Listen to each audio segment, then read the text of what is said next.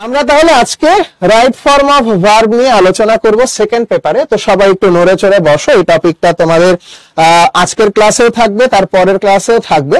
So right form of verb নিয়ে আমরা তো আসলে অনেক অনেক রুল আছে, তো যদি সব রুল কভার করার কথা চিন্তা করো তাহলে তুমি জীবনে এক নাম্বার কথা সব রুল পড়ে শেষও করতে পারবে না, আর সবগুলো রুল থেকে আসলে খুব যে প্রশ্ন হয় ব্যাপারটা সেরকমও না। আর তাই আমরা জাস্ট খেয়াল রাখবো যে আমরা গুরুত্বপূর্ণ কিছু রুল একটুখানি চিন্তা ভাবনা করব, পড়বো, এবং তার পরবর্তীতে আমরা আগামী লেকচারেও এই right form of verb, subject verb agreement অর্থাৎ এই ভার্ব রিলেটেড পড়াশোনাই থাকবে আমাদের।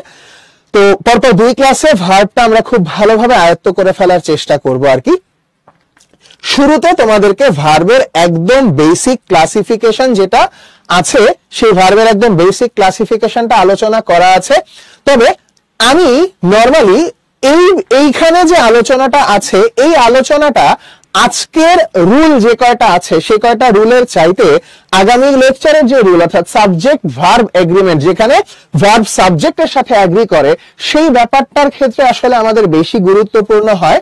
তো এই জন্য আমি নরমালি এইখানে রাখছি, বা নরমালি সবসময় রাখি, প্রত্যেক বছরই রাখা হয়। বাট এই আলোচনাটা এখন আমি বিস্তারিততে যাব না, একেবারে হালকা টাচ করে, যে আসলে আমি তো তোমাদেরকে এমনিতেই সেই লেকচার 1 যারা করেছো তাদেরকে এই জিনিসটা দেখাইছিলাম যে ভার্ব প্রধানত দুই প্রকার, ফাইনাইট ভার্ব আর non finite verb. Finite non finite কিসের উপরে নির্ভর করে? এই যে ভার্ব, এই ভার্বটা মূলত আমরা জানি সাবজেক্ট ও টেন্স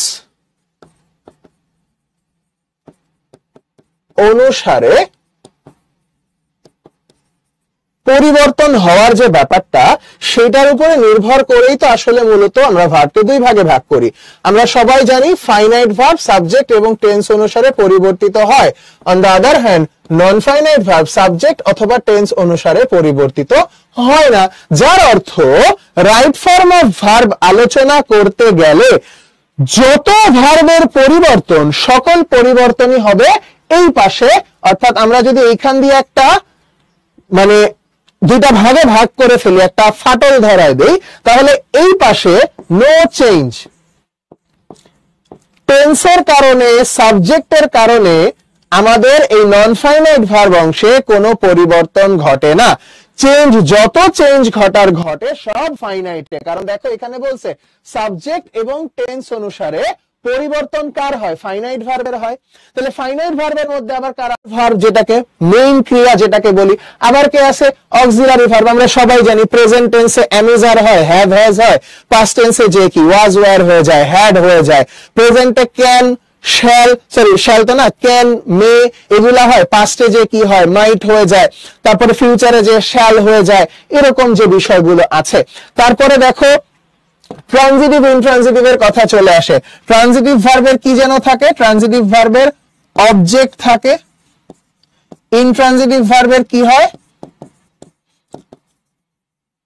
অবজেক্ট থাকে না, ঠিক আছে, অবজেক্ট থাকে না। আচ্ছা, অক্সিলারি ভার্ব আবার দুই রকম হয়, primary auxiliary verb, modal auxiliary verb. Primary auxiliary verb কারা জানো?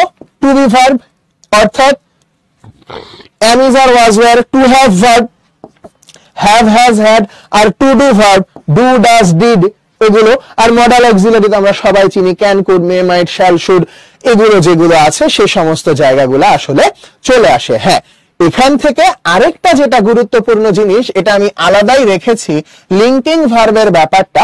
এরা মূলত ইনট্রানজিটিভ ভার্ব, কিন্তু এদের কি থাকে ভাইয়া? এদের একটা বিশেষ জিনিস থাকে যেটাকে বলা হয় কমপ্লিমেন্ট। এদের একটা বিশেষ জিনিস থাকে যেটাকে কি বলা হয়? যেটাকে বলা হয় মূলত কমপ্লিমেন্ট, ঠিক আছে। আচ্ছা, এখন এই যে কমপ্লিমেন্টের যে ব্যাপারটা, ঠিক আছে, কমপ্লিমেন্টের যে ব্যাপারটা, কমপ্লিমেন্ট তো আমি তোমাদেরকে আগের দিন পড়িয়েছি, তাই না? কমপ্লিমেন্ট হচ্ছে যা সাবজেক্ট কিংবা অবজেক্ট সম্পর্কে, সাবজেক্ট কিংবা অবজেক্ট সম্পর্কে কোনো তথ্য দিবে, সেই হচ্ছে আমার কমপ্লিমেন্ট, তাই না? তাহলে এখানে বেশ কিছু ইনট্রানজিটিভ ভার্বের উদাহরণ দেয়া আছে, যেমন অ্যাক্ট, গ্রো, স্টে, অ্যাপিয়ার, তারপরে prove, turn, become, remain, stay, sing, run, go, get, ঠিক আছে। আর সকল ধরনের বি ভার্ব, যত বি ভার্ব আছে, am, is, are, was, were, এরা সব সময় সারা জীবন লিঙ্কিং ভার্ব হিসেবে ব্যবহার হবে সকল be verb, am is are was were, ঠিক আছে, বি বিন বিং, এরা সবাই হচ্ছে আমাদের জন্য কি হিসেবে ব্যবহৃত হবে, লিঙ্কিং ভার্ব, মানে এদের পরে আমরা সব সময় কমপ্লিমেন্ট পাবো। খেয়াল করো এখানে যদি আমরা দেখি দ্য টমেটো আর এই পাশে আছে রটেন, তাহলে তোমরা বলো, আমি বলেছিলাম যে মানে আমার ইনফরমেশন দিবে সাবজেক্ট সম্পর্কে বা অবজেক্ট সম্পর্কে, তাহলে এই যে আমরা দেখতেছি দ্য টমেটো, রটেন, রটেনটা কার সম্পর্কে তথ্য, টমেটো না, যেটাই টমেটো সেটাই রটেন, তার মানে এই রটেনটা অবশ্যই কি সাবজেক্টের কমপ্লিমেন্ট। তাহলে এই টমেটো সাবজেক্ট আর তার কমপ্লিমেন্টের মাঝখানে যে লিংক গড তৈরি করছে, যে এটাকে কানেক্ট করছে এই দুইটাকে, তাহলে স্মেলকে আমরা বলতে পারবো লিঙ্কিং ভার্ব। একইভাবে টেস্ট, সুপ আর ডেলিশিয়াস দুইটা তো একই জিনিস, দুইটার মধ্যে কানেকশন তৈরি করতেছে টেস্ট, তাহলে এটাকে আমরা বলতে পারি লিঙ্কিং ভার্ব। তাহলে ডেলিশিয়াস কি হয়ে যাবে ভাইয়া, কমপ্লিমেন্ট হইতে বাধ্য, ঠিক আছে। তাহলে সাবজেক্ট এবং কমপ্লিমেন্টের মধ্যে যে যোগসূত্র ঘটায় সে লিঙ্কিং ভার্ব, আর লিঙ্কিং ভার্বের পরে সব সময় সাবজেক্টের কমপ্লিমেন্ট থাকবেই, থাকতে বাধ্য। মনে পড়ছে না সবার? রটেন মানে পচে যাওয়া ভাইয়া, ঠিক আছে, পচে যাওয়া। ওকে, জিরান্ড এবং নাউনের মধ্যে আকাশ পাতাল পার্থক্য আছে। মিল এতটুকুই যে জিরান্ডা এক ধরনের নাউন, তবে নাউন মানে সেটা জিরান্ড হবে, ব্যাপারটা সেরকম না। ভার্ব প্লাস আইএনজি যদি নাউনের কাজ করে তখনই কেবল সেটাকে জিরান্ড বলা যাবে, ঠিক আছে। আচ্ছা, তুমি গো কিভাবে লিঙ্কিং হলো, ঠিক আছে, হ্যাঁ, গো সব ক্ষেত্রে গো লিঙ্কিং না, ঠিক আছে। গো কখন লিঙ্কিং হতে পারে, যেমন আমরা যদি বলি যে আই উইল গো ম্যাড, এর অর্থ কি বলতো, আমি পাগলের কাছে যাব। তেমনি আই উইল গো ম্যাড মানে কি, আমি পাগলের কাছে যাব নাকি আমি পাগল হয়ে যাব, পাগল হয়ে যাব, আমি পাগল হয়ে যাব। আই এবং ম্যাড, এই যে আই হচ্ছে বাক্যের সাবজেক্ট আর ম্যাড কার সম্পর্কে ইনফরমেশন দিচ্ছে, আমি পাগল হয়ে যাব, তার মানে এইটা অবশ্যই কি ভাইয়া, এটা হচ্ছে সাবজেক্টের কমপ্লিমেন্ট, সাবজেক্ট কমপ্লিমেন্ট। তাহলে সাবজেক্ট এবং সাবজেক্ট কমপ্লিমেন্টের মধ্যে কানেকশন তৈরি করলো কে, বাবা জীবন গো, তার মানে গো অবশ্যই লিঙ্কিং ভার্ব এখানে, বুঝছো না?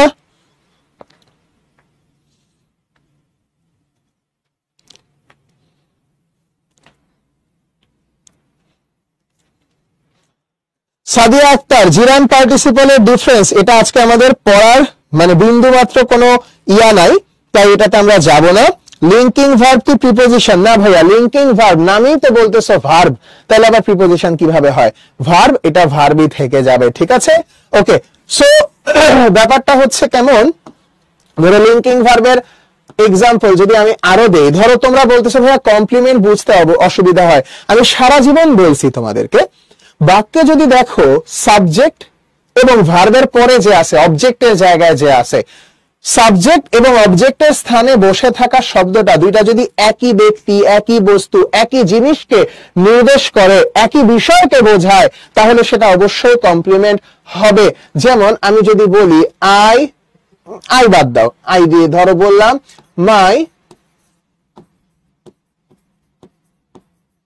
গ্র্যান্ডফাদার became older, আমার দাদা ভাই আরো বেশি বয়স্ক হয়ে গেলেন, ঠিক আছে, ধীরে ধীরে বয়স্ক হয়ে গেলেন। তাহলে এই যে দেখো তো ওল্ডার এবং গ্র্যান্ডফাদার, গ্র্যান্ডফাদার বাক্যের সাবজেক্ট, আর ওল্ডারটা কার সম্পর্কে ইনফরমেশন, ভার্বের সম্পর্কে না আমার দাদা ভাই সম্পর্কে? কে ওল্ডার হয়েছে, ওল্ডারটা কার সম্পর্কে তথ্য, নিশ্চয় ভার্বের না। ওল্ডার কার তথ্য দিচ্ছে, গ্র্যান্ডফাদারের তথ্য দিচ্ছে, গ্র্যান্ডফাদার বয়স্ক হয়েছেন। তাহলে এই যে এটা যদি আমার সাবজেক্ট সম্পর্কে তথ্য হয়ে থাকে, তার মানে এটা অবশ্যই কি হবে, এটা অবশ্যই সাবজেক্টের কমপ্লিমেন্ট হবে, সাবজেক্ট কমপ্লিমেন্ট। আর আমরা শিখতেছি কি, আমরা শিখতেছি যে যদি সাবজেক্ট এবং তার কমপ্লিমেন্টের মাঝখানে কোনো ভার্ব বসে তখন সেটাকে আমরা লিঙ্কিং ভার্ব বলবো। তাই বিকেমটা দেখো এখানে লিঙ্কিং ভার্ব হয়ে গেল, ঠিক আছে। তারপরে মনে করো আমরা যদি এভাবে করে চিন্তা করি যে my little puppy grew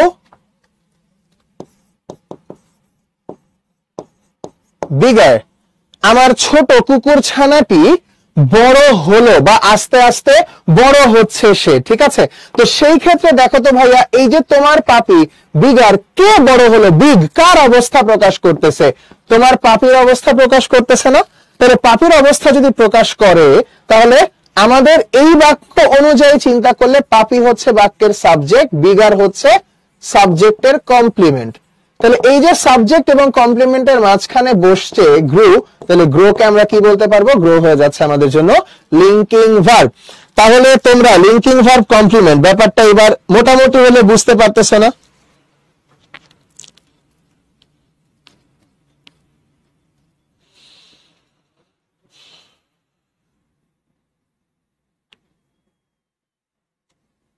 okay, very good, very good.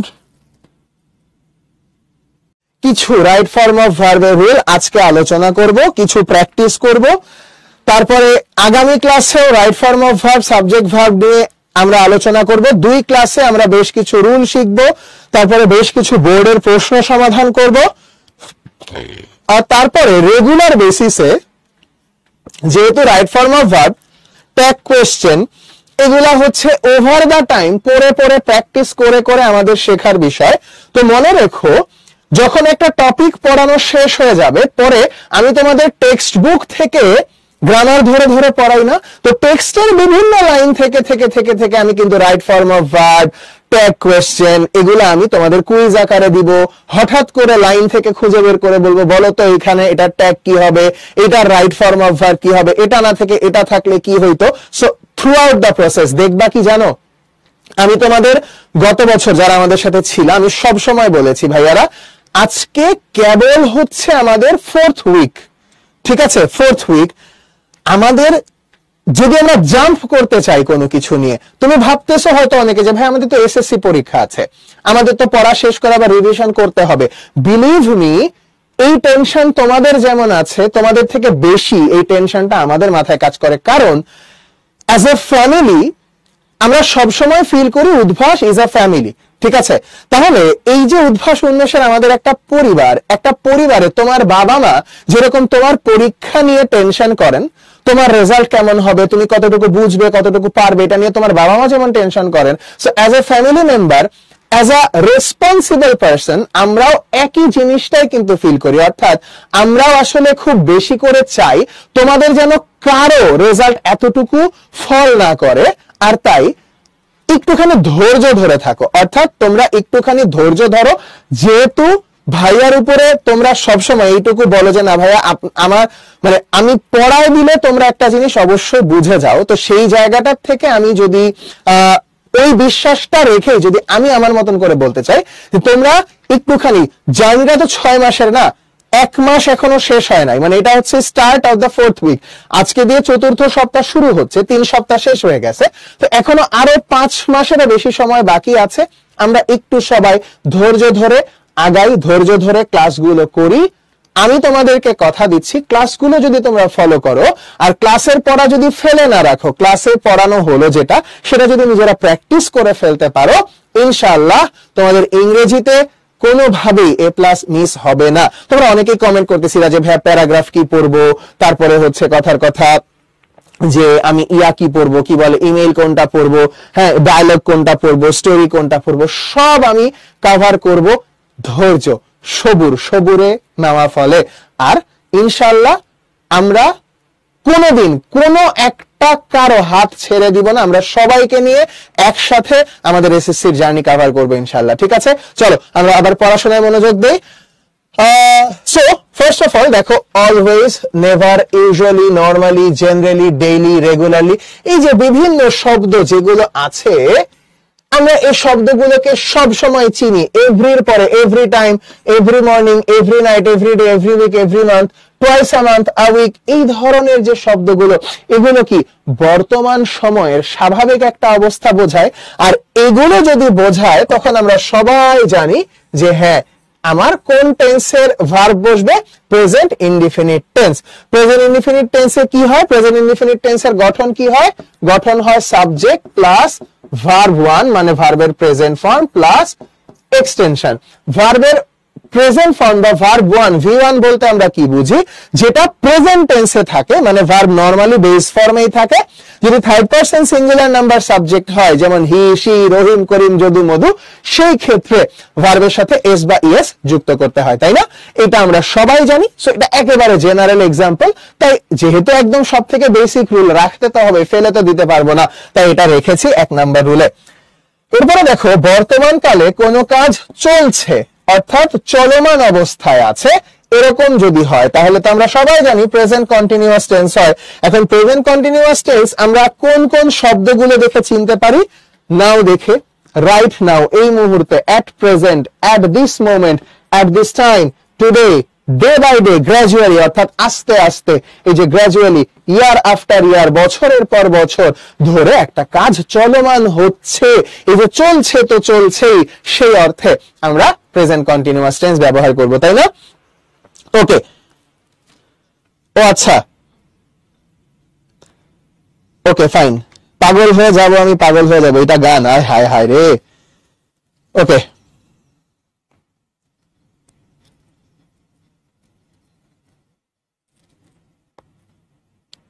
Number 3 বলতেছে কোন কাজের অভিজ্ঞতা, কোন কাজের অভিজ্ঞতা, এক্সপেরিয়েন্স, পরিবর্তন, অতীতে কোন কাজ ঘটেছে তার প্রভাব এখনো আছে, মানে অতীতে শুরু হয়েছে ভবিষ্যতে চলতে পারে, এমন অর্থ প্রকাশ করলে প্রেজেন্ট পারফেক্ট টেন্স হয়। এখন কোন কোন শব্দগুলো দিয়ে আমরা প্রেজেন্ট পারফেক্ট বুঝি? Just, just now, already, yet, never ever, lately, recently, so far, up to now, up to the present, এই টাইম মার্কার গুলো থাকতে পারে, থাকলে আমরা বুঝবো প্রেজেন্ট পারফেক্ট টেন্স। অর্থাৎ একটা কাজ শেষ হয়ে গেছে কিন্তু সেটার প্রভাব এখনো আছে, কিংবা কাজ একটা শেষ হয়ে গেছে সামনে আবার এটা হতে পারে, এরকম একটা অর্থ, যে এই মুহূর্তেই শেষ হলো, এই কিছুদিন হলো হয়েছে, বা এভার কখনোই হয় নাই, এরকম কোনো কিছু বোঝাতে আসলে আমরা প্রেজেন্ট পারফেক্ট টেন্স ব্যবহার করব। প্রথম কয়েকটা রুল কিন্তু একেবারে ডাল ভাত মার্কা রুল, জিনিসগুলো জাস্ট আমরা বোঝার সুবিধার্থে প্র্যাকটিস করার চেষ্টা করব। ইয়েস্টারডে, গতকাল, অর্থাৎ ঠিক আগে বলতে খুব রিসেন্ট না, বাট কিছুক্ষণ আগে বা কিছুদিন আগে হয়েছে, অর্থাৎ yesterday past, last night, last week, ago, long ago, long since, before, back, later, in the past, in those days, এগুলো অতীতকে নির্দেশ করে, আর তাই এদের ক্ষেত্রে সাধারণত পাস্ট ইনডিফিনিট টেন্স হয়। আচ্ছা, এইখানে সবাই মনে করি প্রেজেন্ট পারফেক্ট টেন্সের গঠনটা যেন কি ছিল? গঠন ছিল সাবজেক্ট প্লাস হ্যাভ অথবা হ্যাজ প্লাস V3, তাই না? মানে ভার্বের পাস্ট পার্টিসিপল প্লাস এক্সটেনশন, অতিরিক্ত অংশ।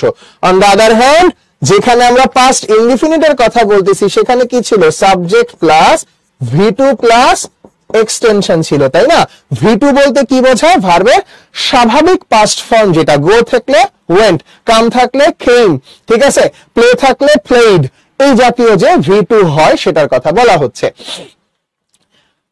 আচ্ছা, এরপরে দেখো, এরপরের যে ব্যাপারটা সেটা আমাদেরকে এই লাস্ট 5 নাম্বার পর্যন্ত সব পুরনো, অতীতকালে কোনো কাজ চলছিল সেটা বোঝাতে পাস্ট কন্টিনিউয়াস টেন্স, তাহলে সাবজেক্ট প্লাস কন্টিনিউয়াস টেন্সে ওয়াজ অথবা were plus verb plus ING plus অতিরিক্ত অংশ। এই হচ্ছে আমাদের একদম সাধারণ যে টেন্স চেনার জন্য যে রুলগুলো আমরা এমনিতে নরমালি পড়ে থাকি সেগুলো। এখন দেখো 6 থেকে আমাদের বেসিকলি যে রুলগুলো আসলে আলোচনার প্রয়োজন বা আলাদা করে এক্সাম্পল দেখা প্রয়োজন, সেখান থেকে আমরা একটু দেখব দ্যাট এর ব্যবহার। দ্যাট অতীতকালে দুটি কাজ এবং একটি কাজ আগে একটি কাজ পরে বোঝালে আগের কাজটা পাস্ট পারফেক্ট টেন্সে হয়, পরের কাজটা পাস্ট ইনডিফিনিট টেন্সে হয়।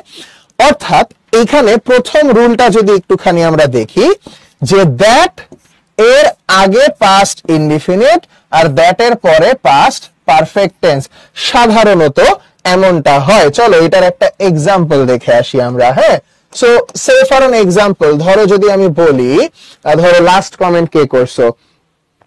আফিয়া, আফিয়া, হ্যাঁ, অ্যাজ আর ওয়াজ ওয়ার এগুলো সব হচ্ছে মূলত linking verb.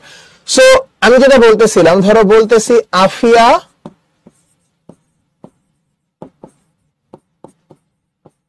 said that she dash the glass। আচ্ছা চিন্তা করো তো, দেখো তো, আফিয়া বলল যে সে গ্লাস ধরো এখানে ভেঙে ফেলেছে, আমি এখানে ব্রেক ভার্বটাকে বসাতে চাচ্ছি। নর্মাল সেন্সে চিন্তা করলে এখানে আসলে পাস্ট ইনডিফিনিটও বসানো যাবে, পাস্ট পারফেক্টও বসানো যাবে, আমি যদি নর্মাল সেন্সে চিন্তা করতে চাই। কেন?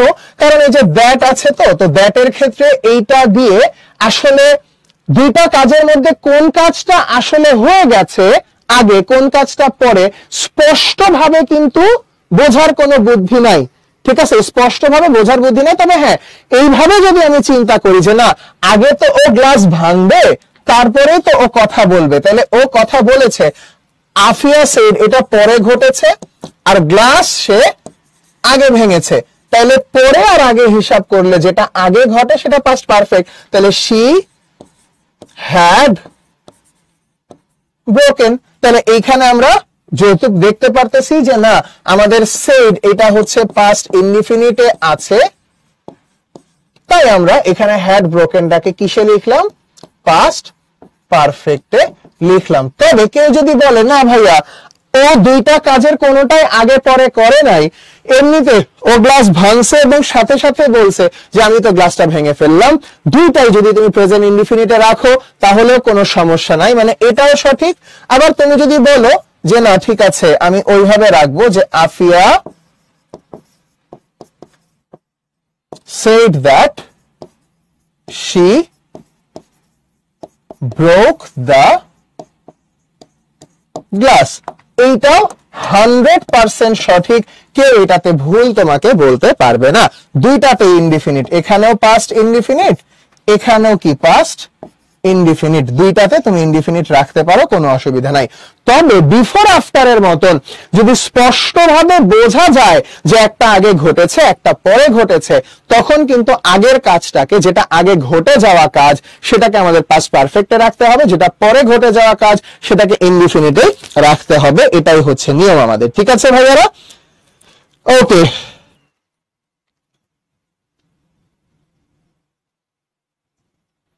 ফাহমিদা লিখেছো the president goes to America the next day.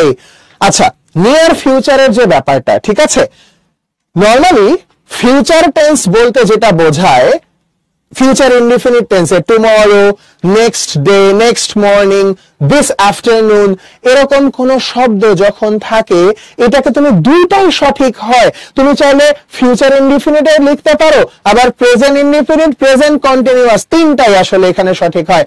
যেমন ধরো তুমি বললা আমার বাবা আগামীকাল আসবে, এই কনটেক্সট যদি থাকে তাহলে কি হবে? My father will come tomorrow morning. যদি তুমি এরকম দেখো কনটেক্সট, আমার বাবা আগামীকাল সকালে আসছেন, তাহলে my father is coming tomorrow morning. Near future, নিকট ভবিষ্যৎ বোঝাতে present continuous, present indefinite, future indefinite, তিনটাই ব্যবহার হতে পারে। ঠিক আছে? আর মনে রেখো ভাইয়ারা, আমরা যখন বোর্ড কোয়েশ্চেন সলভ করব না, তখন তুমি আরো ভালোভাবে বুঝতে পারবা যে যে টেন্সগত যে ভার্বের রুলগুলো আছে না, এগুলো আমাদের পড়ে নিতে হয়, অবশ্যই একটু জানা থাকতে হয়। কারণ হুটে হাটে হয়তো 10 mark right form of verb থেকে 1 মার্ক হয়তো খুব সহজ চিন্তা করে এরকম টেন্স রিলেটেড ব্যাপারগুলো দিল, কিন্তু এই যে কনফিউশন হবে তোমার যে আমি আসলে কোনটায় লিখবো, তিনটার যে কোনোটাতেই তুমি নাম্বার পাবা। যেখানে একাধিক রুল প্রযোজ্য, একাধিক উত্তর ওখানে সঠিক হবে। অর্থাৎ বোর্ড অনেক লেনিয়েন্টলি খাতা কাটে ভাইয়া আপুরা, বিশ্বাস করো, বোর্ড পরীক্ষায় যা যা উত্তর হওয়া সম্ভব সব কিছুই ওখানে গ্রহণযোগ্য। কখনোই এমন হবে না, স্কুলের পরীক্ষায় প্রায় এমন হয় না যে আমরা ভাবি একটা, টিচার হয়তো ভেবেছেন আর একটা, টিচারের মনের মতো না হলেই তারা নম্বর কেটে ফেলেন। বোর্ড পরীক্ষায় এমনটা হওয়ার কোনো সুযোগ থাকে না, কেননা সেখানে অল্টারনেটিভ যা যা উত্তর হওয়া সম্ভব সবকিছুই তাদের সলিউশন শিটে দেয়া থাকে। ঠিক আছে? সো টেনশন করো না, পড়তে থাকি আমরা, পড়তে পড়তে তো আমরা অল্টারনেটিভ কোনটার কি হবে এসব কিছু জানবই, সো কোনো সমস্যা নাই। ঠিক আছে? অলরাইট, ঘুম ধরতেছে যাদের ঘুমায় যাও, কোনো সমস্যা নাই। আচ্ছা, Afia said that she will break the glass, এটা হতে পারে, বাট এটা সিকোয়েন্স অফ টেন্স, যেটা তোমাদের বোর্ড পরীক্ষার সাথে কোনো সম্পর্ক নাই। উইল হলে ওখানে উড হয়ে যাবে। Afia said that she would break the glass, তখন উড দিয়ে বলতে হয়। এরপরে দেখো বিফোর আফটার, এইখানে বিশাল প্যাসেজ আকারে আছে। আমি তোমাদেরকে আমার মতন করে একেবারে ফ্রেশ ভাবে আমি শিখাই দিচ্ছি, দেখো সবাই। বিফোর, সবার আগে বিফোর কে দিয়ে চিন্তা করি। বিফোর আমরা সবাই খেয়াল রাখি, বিফোরটা পাস্ট টেন্সে ব্যবহার হতে পারে, আবার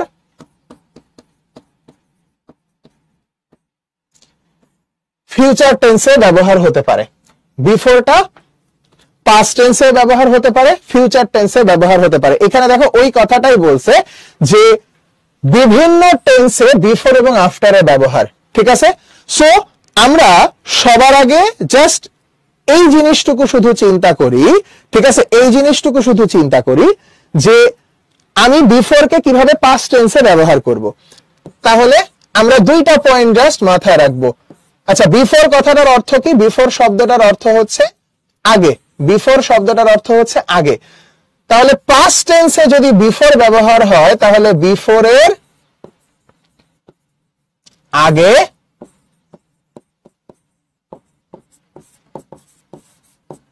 past perfect tense,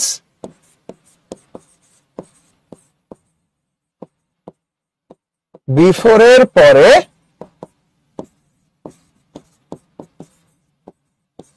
past indefinite tense বসে। একদম সিম্পল, একেবারে এখানে অন্য কোনো চিন্তা ভাবনার কোনো সুযোগই নাই, ঠিক আছে। সো বিফোর মানেই যেহেতু আগে, তার মানে বিফোরের আগে কি বসবে ভাইয়ারা? বিফোরের আগে বসবে পাস্ট পারফেক্ট, আর বিফোরের পরে হবে পাস্ট ইনডিফিনিট। তাহলে দেখো তো, আমি যদি বলি যে প্রাণন কমেন্ট করেছে, সো প্রাণনের নামটাই লিখলাম, যে প্রাণন ড্যাশ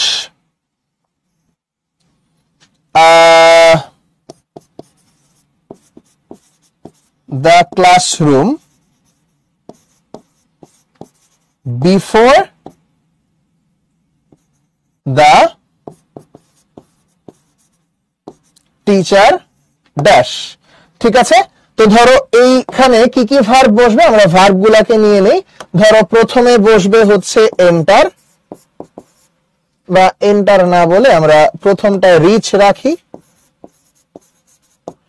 তারপরে এন্টার রাখি। যে Pranon dash the classroom before the teacher, Pranon ক্লাসরুমে পৌঁছে গিয়েছিল টিচার আসার আগে। তাহলে সিম্পল হিসাব, বিফোরের আগে পাস্ট পারফেক্ট। তাহলে বিফোরটা আছে কোথায় ভাইয়া? বিফোর আছে এইখানে। তাহলে বিফোরের আগের শূন্য স্থানে যে ভার্ব বসবে সেটা পারফেক্ট। তাহলে রিচ কে পারফেক্টে Pranon had reached the classroom before the teacher, before এর পরে কি হয়? Past indefinite. তাহলে এন্টার এর পাস্ট ইনডিফিনিট মানে V2 জাস্ট বসে যাবে, এন্টার এর জায়গায় entered. Before the teacher entered. তাহলে আমি কিন্তু এই ছোট্ট একটা পয়েন্ট মাথায় রেখেই এখানে উত্তর করে ফেলতে পারি আমরা, তাই না? আচ্ছা, গেল, এটার হিসাব ডান। এবার ফিউচার টেন্সে কিভাবে করে আমরা মানে পাস্ট সরি কি বলি বিফোর ব্যবহার করতে পারি ফিউচারের ক্ষেত্রে। তাহলে এইখানে আমরা জাস্ট এটা চিন্তা করব যে বিফোরের আগে ফিউচার ইনডিফিনিটও সঠিক, আবার ফিউচার পারফেক্টও সঠিক। দুইটার যেটাই বসাবো কোনোটাতেই কোনো অসুবিধা হবে না। কিন্তু সেই ক্ষেত্রে আসলে বিফোরের পরে কখনোই আবার ফিউচার লেখা যাবে না। সেই ক্ষেত্রে আমাদেরকে লিখতে হবে কি? Present indefinite. বিফোরের পরে কি লিখতে হবে ভাইয়া? প্রেজেন্ট ইনডিফিনিট টেন্স লিখতে হবে। ওই পাশে আমি কোনোভাবে আবার ফিউচার রাখতে পারবো না, ঠিক আছে? ওকে, ক্লাস আর কতক্ষণ? ক্লাস আরো কিছুক্ষণ হবে, ঠিক আছে? ওকে, শুধু রিচ লিখলে ভুল হয়ে যাবে।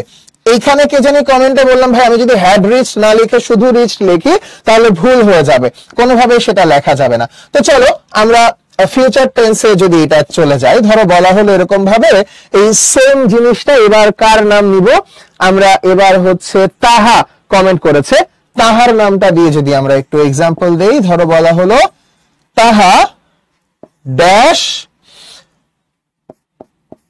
দা, এটাকে আমাদের একটু জায়গা লাগবে, সো এই জায়গায় আমরা একটু লম্বা জায়গা রাখি, Taha dash the work before her father dash.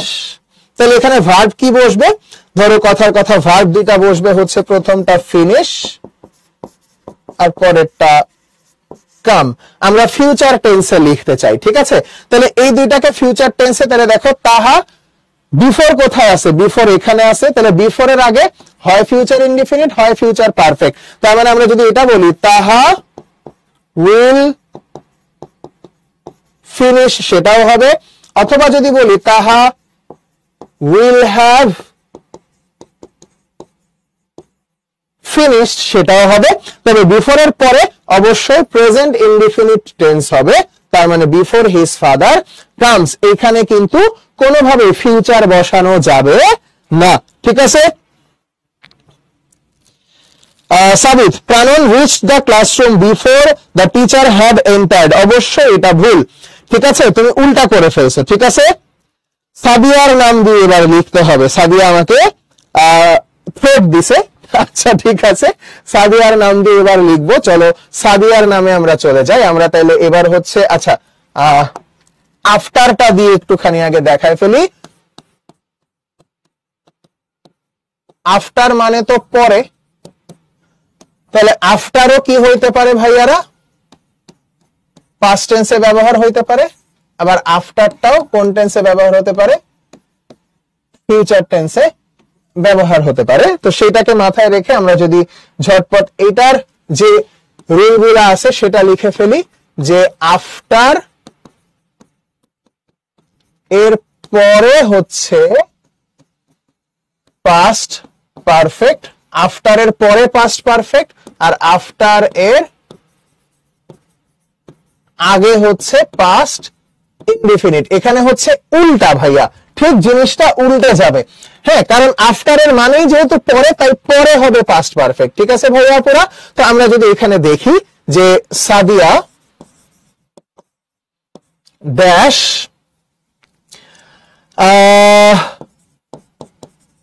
In the party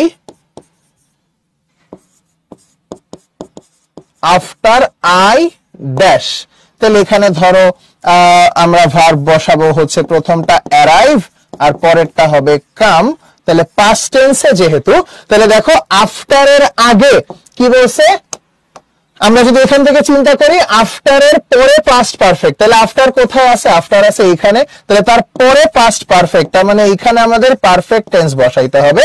তাহলে পারফেক্ট টেন্স কোনটা, কাম, তাহলে আই হ্যাড কাম, পারফেক্ট বসলো। আর আফটার এর আগে কি হবে ভাইয়া, আফটার এর আগে হবে হচ্ছে ইনডিফিনিট, তাহলে অ্যারাইভ, অ্যারাইভ থেকে চলে যাচ্ছে Sadia arrived in the party after I had come, মানে আফটার এর পরে পারফেক্ট আগে ইনডিফিনিট। এভাবে করে বুঝলে আমরা কিন্তু জিনিসটাকে বসায় ফেলতে পারবো। এইবার যদি আমরা ফিউচার টেন্সে এর ব্যবহারটা লেখার চেষ্টা করি, খেয়াল করো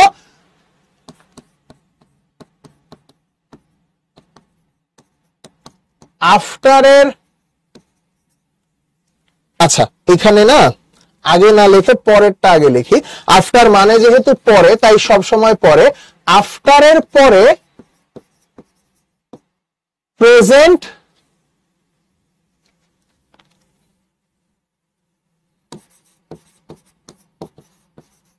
পারফেক্ট টেন্স যদি থাকে, আফটারের পরে প্রেজেন্ট পারফেক্ট যদি হয়, তাহলে আফটারের আগে আমরা ফিউচার ইনডিফিনিট অথবা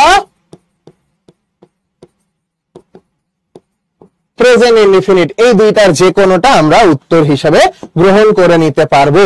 তাহলে এইবার কাকে দিয়ে এক্সাম্পল দেই, ফাহমিদা আমাকে আরো একজন, ভাই মেয়েরা এমনি তোমরা আমাদেরকে মানে যেভাবে করে ভয় দেখাও, যেভাবে করে থ্রেট দাও, ভয় লাগে। আচ্ছা যাই হোক, তাহলে ফাহমিদা কে দিয়ে যদি এক্সাম্পল দিই, ফাহমিদা কি করছে, ওকে দিয়ে কি করাবো? আচ্ছা ধরো Fahmida dash her breakfast after she dash her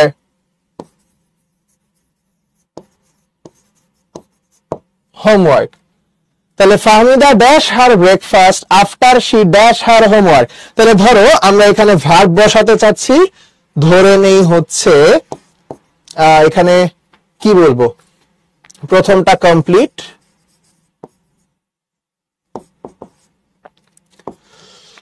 আর পরেরটা হচ্ছে স্টার্ট। তাহলে বলতে চাচ্ছি ফাহমিদা তার হোমওয়ার্ক শুরু করার পরে, হ্যাঁ আচ্ছা না উল্টা করি, হ্যাঁ উল্টা করি, আমরা হচ্ছে আগে স্টার্ট আর পরে হচ্ছে কমপ্লিট লিখি। বলতে চাচ্ছি ফাহমিদা তার হোমওয়ার্ক কমপ্লিট করার পরে তার ব্রেকফাস্ট অর্থাৎ সকালের নাস্তা শুরু করবে, তাই তো? তাহলে দেখো তো কি বলছে, আফটার কোথায় আছে, আফটার আছে এখানে, আফটারের পরে প্রেজেন্ট পারফেক্ট, তাহলে কমপ্লিট প্রেজেন্ট পারফেক্টে নিলে after she has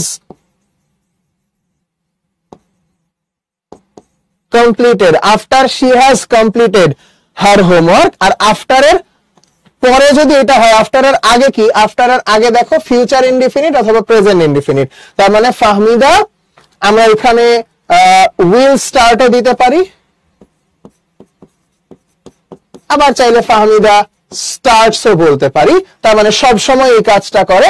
R will start বললে বুঝবো যে না সব সময় না, এখনকার মতন সে আগে হোমওয়ার্ক শেষ করে তারপর সকালের নাস্তা করবে, এরকম একটা অর্থ এখানে চলে আসবে। ঠিক আছে, সো জাস্ট এই ব্যাপারটা আমরা আবার যদি একটু রিভিউ করি, আফটারের ক্ষেত্রে আফটার শব্দটার অর্থ কি ভাই? আফটার মানে হচ্ছে পরে, তাহলে আফটারের পরে কি হবে?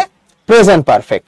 তোমরা জাস্ট এটা মাথায় রাখবা। আর আফটারের আগে কি হবে? ফিউচার ইনডিফিনিট অথবা প্রেজেন্ট ইনডিফিনিট। তাহলে দেখো তো এখানে আফটার আছে, আফটারের পরে কি বলছে? Present indefinite. তাহলে তুমি আফটারের প্রেজেন্ট পারফেক্ট, তাহলে আফটারের পরে কি? পারফেক্টে চলে যাও, পারফেক্টে কি হয়? Subject plus have has plus V3, তাহলে শি এর পরে হ্যাজ কমপ্লিটেড। আর আগে কি হয়? ফিউচার ইনডিফিনিট অথবা প্রেজেন্ট ইনডিফিনিট, তাহলে ফিউচার ইনডিফিনিটে উইল স্টার্ট, প্রেজেন্ট ইনডিফিনিটে স্টার্টস, দুইটার যেটাই বোঝাচ্ছ সেটাই কিন্তু হয়ে যাচ্ছে। ঠিক আছে, ওকে। সো অলরাইট, আমরা এখন তাহলে বৈষম্য, হ্যাঁ রে ভাই বৈষম্য তো বটেই, অবশ্যই বৈষম্য। দেখি কুইজ একটা সলভ করে আসি। হ্যাঁ, বলছে choose the correct option to complete the sentence she had finished her homework. দেখো এখানে কি আছে? বিফোর। আচ্ছা, বিফোর যদি পাস্ট টেন্সে হয়, যেহেতু দেখো ফিনিশড আছে, তার মানে আমরা বুঝতেছি এই বিফোরটা কোন টেন্সে এখানে ব্যবহার হয়েছে? ফিউচারে না, বরং পাস্ট টেন্সে ব্যবহার হয়েছে। তাহলে আমরা একটু আগে রুল কি পড়ছি দেখো, পাস্ট টেন্সে বিফোরের আগে পাস্ট পারফেক্ট, বিফোরের আগে পাস্ট পারফেক্ট, আর বিফোরের পরে পাস্ট ইনডিফিনিট। তাহলে বিফোরের আগে যদি পাস্ট পারফেক্ট হয়, এই যে দেখো বিফোরের আগে এই যে দেখো পাস্ট পারফেক্ট অলরেডি আছে, she had finished her homework। তারপরে কি বলছে? Before her mother dash home, তার মা বাসায় আসার আগে। তাইলে বিফোরের আগে পাস্টে কি পারফেক্ট হয়, আর এই পাশে পাস্ট পারফেক্ট হইলে এই পাশে কি হবে? যেটা হবে সেটাই তো সঠিক উত্তর, তাই না? বল দিচ্ছি, দাঁড়াও। 50% মানুষ সঠিক উত্তর দিয়েছে, এখানে সঠিক উত্তর হবে কেম, অবশ্যই কেম হবে। হ্যাঁ, কেননা এখানে আমরা জানি পাস্ট টেন্সে বিফোর বসলে পাস্ট, বিফোরের আগে পারফেক্ট আর বিফোরের পরে হচ্ছে পাস্ট ইনডিফিনিট। পাস্ট ইনডিফিনিট মানে কি? V2, ভার্বের পাস্ট ফর্ম। তাহলে কামের পাস্ট ফর্ম কি? কেম। সে অর্থে বি হচ্ছে আমাদের সঠিক উত্তর, এখানে অন্য কোনো কিছু হওয়ার কোনো সুযোগ নাই। তাহলে ফাহমিদা আজকে সেকেন্ড টাইম ফার্স্ট হয়ে গেল। তালহা, ফুয়াদ, রাইকা, তাজ, আরাফ, মিতিকা, সৌরভ, শুনতে পারতেছি no sooner had dot dot then. scarcely dot dot when, hardly had dot dot before অথবা when, এই তিনটার মানে no sooner had এর সাথে than, scarcely had এর সাথে when, তারপরে hardly had এর সাথে before অথবা when, এই তিনটা থাকলে দেখো প্রথম অংশে past perfect tense হয়, দ্বিতীয় ক্লজ বা দ্বিতীয় অংশে past indefinite tense হয়, past indefinite tense হয়। ঠিক আছে, ওকে। সো এইটা যদি আমরা চিন্তা করতে চাই, এটা নিয়ে চলো আমরা একটা এক্সাম্পল আগে লিখে ফেলি। এক্সাম্পলটা লিখলে তোমরা একেবারে ক্লিয়ার হয়ে যাবে। ধরো আমরা বলতে চাচ্ছি নো সুনার হ্যাড, আমাকে দুইজন ওয়ার্নিং দিয়ে রাখছে, একজন দেখলাম বোধহয় আফরা, আরেকজন দেখলাম বৃষ্টি। সো নো সুনার হ্যাড, ধরো আমরা ওদের নাম দিয়ে লিখি, no sooner had Afra dash the chair,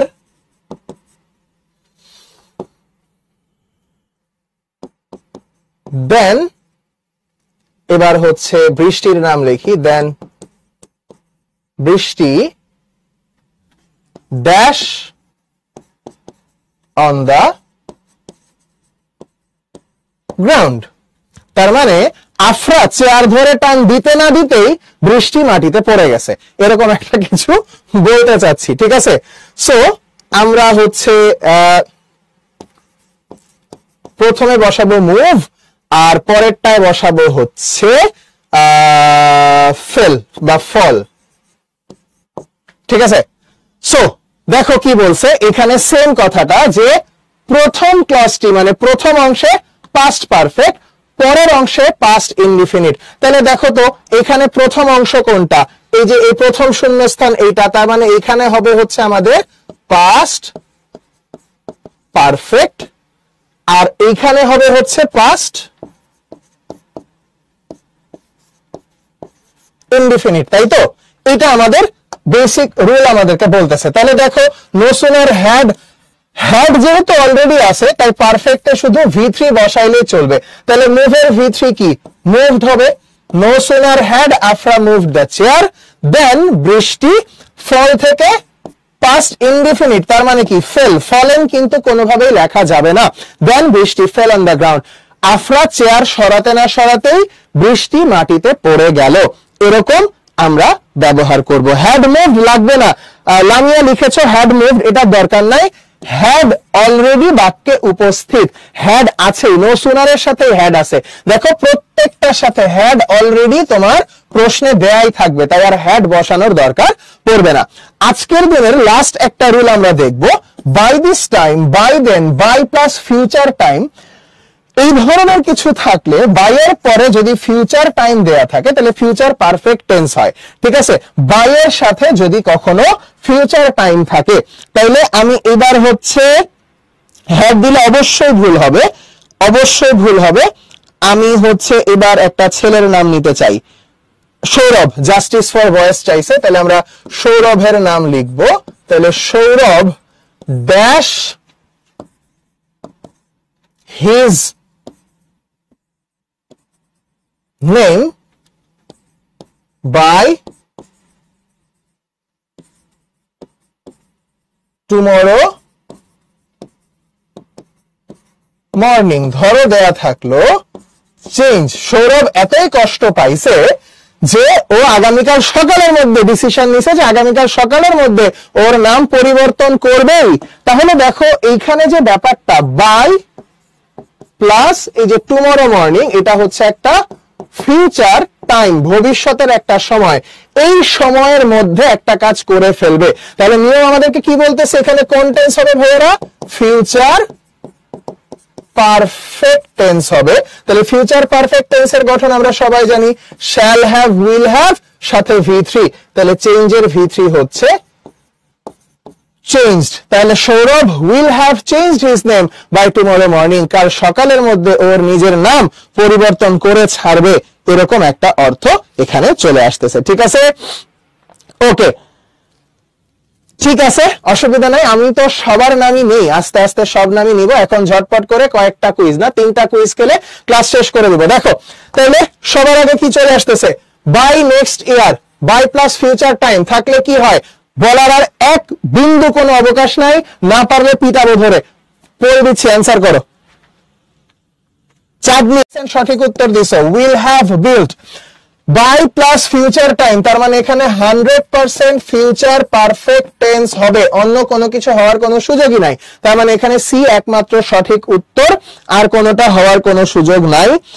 Rabeya Mehjabin কষ্ট পেলে, no sooner had Rafin, Taj, Zishan, Tasnia, Zahid Hasan, Emon, congratulations, thank you so much everyone. Had দিয়ে আছে, তাহলে no sooner had the bell rang then the students dash out of the classroom, মানে বেল বাজতে না বাজতেই শিক্ষার্থীরা classroom থেকে রাশ করলো, মানে দ্রুত বের হয়ে গেল। তাহলে কি বলেছিলাম তোমাদেরকে, এখানে নো সুনার হ্যাড এর রুল তো আমি শিখাইছি, আর তাইলে আমি হচ্ছে বৈষম্য না করি, বুঝায় আবার না দিই। নো সুনার হ্যাড এর দুই অংশে দুই রকম হয়, প্রথম অংশে একটা, পরের অংশে একটা, তাই না? তাহলে দেখো পরের অংশ শূন্য স্থান, পরের অংশে কি হয় তোমরা সবাই জানো, পরের পোল অলরেডি দেয়া হয়েছে। সঠিক উত্তর V2, এখানে পাস্ট ইনডিফিনিট হবে, অন্য কোনো কিছু হওয়ার কোনো সুযোগ নাই, এখানে শুধুমাত্র পাস্ট ইনডিফিনিট হবে, কারণ বলেছে হ্যাড যুক্ত অংশ, আগের অংশ পাস্ট পারফেক্টে হয় আর পরবর্তী অংশ পাস্ট ইনডিফিনিটে হয়, তাই এখানে সঠিক উত্তর অপশন এ, রাস্ট যেটা। এভরিওয়ান ভালো থেকো সবাই, ইনশাআল্লাহ আগামী সপ্তাহে একই দিনে একই সময় তোমাদের সাথে দেখা হবে। তো টিল দেন সবাই নিজের স্বাস্থ্যের প্রতি খেয়াল রেখো। আবারও সিজন চেঞ্জের সময়টা চলে আসছে, ফেব্রুয়ারি মাস মোটামুটি আমরা 10 তারিখের কাছাকাছি চলে আসছি, তার মানে তোমরা বুঝতেছো যে শীত শেষ হয়ে আমাদের যে আবার বসন্তকাল চলে আসতেছে। সো এই সিজন চেঞ্জের টাইমটা তো সেন্সিটিভ, তো অসুস্থ যেন না হয়ে যাও। যেহেতু এই বছরটা তোমাদের জন্য খুবই ক্রুশিয়াল, বছর শেষে আগামী বছর তোমাদের এসএসসি পরীক্ষা আসতে যাচ্ছে, তো সেই পরীক্ষার আগে তোমাদেরকে সুস্থ থাকতে হবে। একটু কিছুদিন যদি একটা না অসুস্থ হয়ে যাও, এটার ইফেক্ট কিন্তু খুব বাজেভাবে তোমার পড়াশোনার উপর পড়তে পারে। তাই সুস্থ থেকে পড়াশোনা চালাও, নিজের খেয়াল রেখো, বাবা মার খেয়াল রেখো, এবং আগামী ক্লাসের আগেই এই সপ্তাহের পড়াগুলো সব কমপ্লিট করে ফেলো। সবাই ভালো থেকো, আসসালামু আলাইকুম, আল্লাহ হাফেজ।